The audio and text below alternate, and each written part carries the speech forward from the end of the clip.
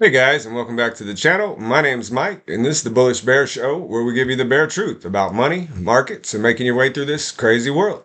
So look, today I want to talk about, the opposite of what we talked about the other day, which is the emotional chase, okay? One of the hardest moments for an investor is not when a stock is falling. It's when a stock you wanted starts moving without you, okay? You had a plan, you had a level, you told yourself you'd wait for the right entry, and then the stock starts running. Every green candle adds pressure. Maybe I was too patient, maybe I missed it, maybe I should buy now before it goes even higher. And this is how a disciplined plan turns into an emotional chase. Missing the entry does not create a new one necessarily.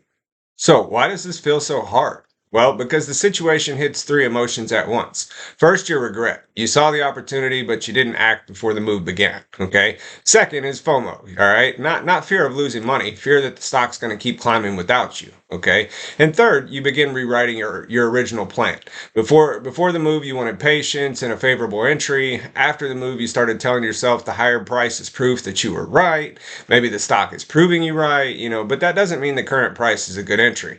Regret makes the decision feel urgent, and urgency is where bad entries are born. Okay. Regret ultimately will create those bad entries. Trust me. And sometimes you can get better evidence and set yourself up for a worse entry. A stock moving higher can absolutely provide more useful information. Buyers may be taking back control, the trend may be strengthening again, your original thesis may be gaining some confirmation, but the entry can still get worse, okay? There may be less upside before the next resistance point, support may be, much further below now, and your invalidation may become wider, which means the same position size just carries more risk. So both things can be true at the same time. The stock is acting better and the entry is becoming less attractive. And that's why I don't want to treat every breakout as a permission to chase. Better evidence does not always mean a better entry. So for me, the first step is really simple. Pause. Okay, just chill for a second. Don't make a new decision during the same emotional burst that made you feel left behind. Okay, when the price is ripping higher and you suddenly feel like you got to act immediately, it's usually a signal to slow down. Because in that moment, you're probably not evaluating the setup properly. You're reacting to the feeling of missing it. Okay, the purpose of the pause is not to remain inactive forever. It's just to create enough space to move from frustration back to actual analysis. Don't rewrite the plan inside the regret. So step two is a little more measured, okay? After I pause, I measure how much the decision has actually changed. How far is the price from my original entry? Where's the nearest meaningful support now? How far away is reasonable invalidation point? And what would normal volatility look like from the current price? Okay. And lastly, would I need to reduce my position size in order to keep the risk controlled? And this is something a lot of people don't do. Okay. If it ran away from you, you need to shrink a little bit. Okay. Things always come back. Well, not always, but a lot of times. So just be patient there. Okay. A stock slightly above my preferred level may still earn a starter position, but a stock far above support may require, such a smaller position that it's not even worth taking the position anymore. Okay. These are questions that you have to ask yourself. And the question really starts with it's not simply whether the stock moved higher, it's whether the current structure still allows a controlled decision. The further the price stretches, the more the decision changes. So next, I'll map some realistic paths from here, okay? The stock could continue higher without giving me another opportunity. It could move sideways and start to build a new base. It could pull back, successfully retest support, and create a fresh new entry, okay? Or the breakout could completely fail. I don't need to predict which path will happen. I need to know what I'm going to do if each path happens, okay? That's what ultimately restores control for the entry. Once the possible outcomes are mapped, the current candle stops feeling like, my last chance, okay? You don't need certainty, you need preparation. And step four is pretty simple. You have to make a decision because most investors are going to treat this situation as though there's only two real choices, okay? Buy now or miss the move forever. But there are several valid decisions, okay? I can open a deliberately smaller starter. I can wait for the stock to consolidate. I can wait for a pullback and a retest of support. I can move my attention to a completely different setup, or I can let the stock go completely, okay? The correct action ultimately depends on, what the current setup has earned. So if the stock is acting well but slightly extended, perhaps it earns a small starter. If it's far above support, perhaps it just earns patience, okay? And if the chart no longer offers a favorable favorable risk and reward situation, then it earns nothing, okay? Doing nothing is not weakness. That's also a position as well. Sometimes doing nothing is the most disciplined, position available, okay? It's still a decision to do nothing.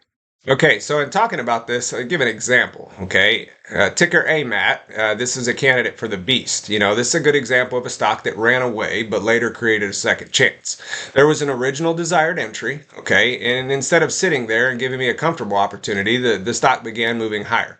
And that's where the pressure to chase normally appears. The thinking became, oh, I missed it, it's running, I need to buy it before it gets even further away. But chasing that first move wasn't necessary, and an experienced investor would know this, okay? AMAT later pulled back and created a fresh setup. It wasn't the exact same entry or the exact same decision, but it ultimately gave me a new structure that I could evaluate without reacting to my original regret. And that's the important distinction here. The preferred entry was missed. The opportunity to make a controlled decision wasn't necessarily gone. So just because the first entry is missed doesn't mean the decision is completely over.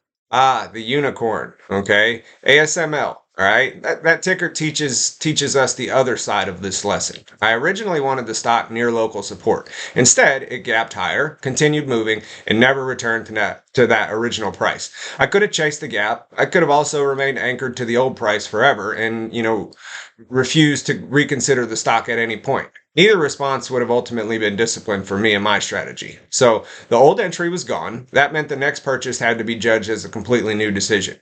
Eventually, ASML created enough new structure for me to enter at a higher price. Doesn't mean I loved it because I paid more, but I was no longer buying because I felt left behind. I was buying a setup that had ultimately produced me more information. Waiting doesn't always mean you're going to get the original price. Sometimes it means refusing to act until the higher price earns a respectable decision, okay? Yes, I paid more, but I bought a better decision. Before buying a stock that has already moved without me, I'm going to ask myself 5 questions, okay? Am I buying the current setup or am I reacting to regret? Where is meaningful support now? Not where I wish it still was. How far away is the invalidation point?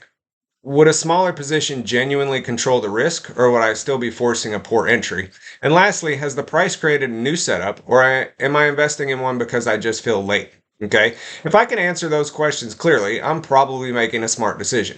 If I can't, I'm probably just reacting emotionally. A missed entry is frustrating, and at the end of the day, it eats at you, but it's not an emergency. Ultimately, a missed entry is information. All right, so let's wrap this up a little bit. The previous video wasn't about buying a stock simply because it fell, and this video is not about buying a stock simply because it rose without you.